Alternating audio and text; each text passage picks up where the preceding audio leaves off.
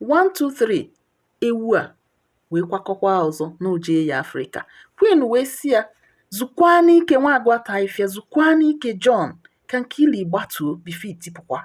My name is Vivian. In my last video, I spoke a little about John Hopkins. Now let's talk in details how Queen Elizabeth I facilitated African slavery and how she was gaining from it. I had mentioned earlier that with every successful slave voyage by the British, the Queen gets 22.5% of the proceeds. So the more voyages, the more gain she makes. The more Africans were sold, the more money British monarch makes. That was why the Queen was so excited at the successes John Hopkins recorded. It didn't end there.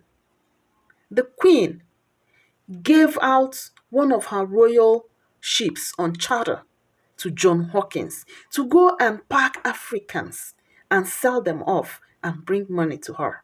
700-ton Jesus of Lubeck was the name of the ship Queen Elizabeth of England I gave to John Hopkins to go to Africa and pack slaves for sale. And the British flag, the Queen's flag, was proudly flying on the ship. So she blessed this human trafficking the way the Pope blessed gay marriage.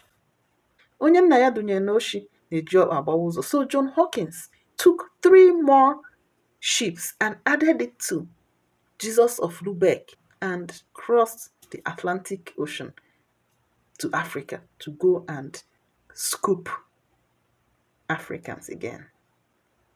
Of course, as usual, he bought some slaves and kidnapped the rest. And in January 29, 1565, John Hopkins packed our family members and went to the Spanish colonies in Venezuela and sold them there.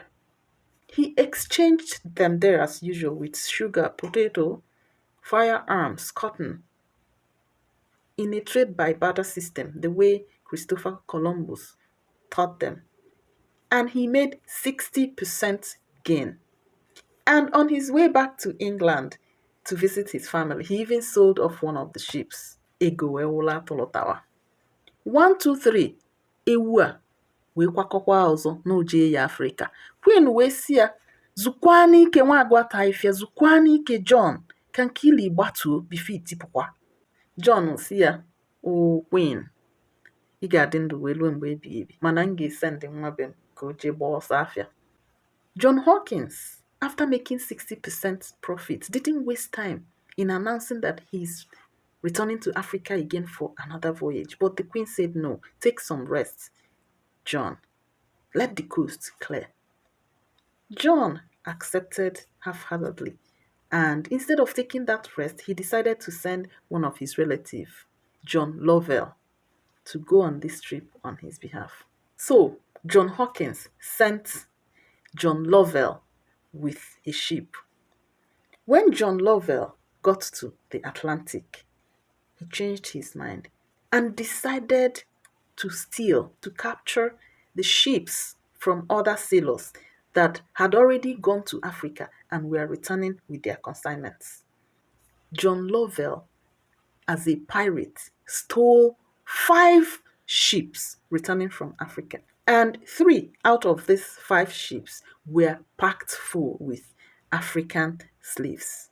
This hoodlum called John Lovell took the stolen cargoes to the Spanish West Indies as usual.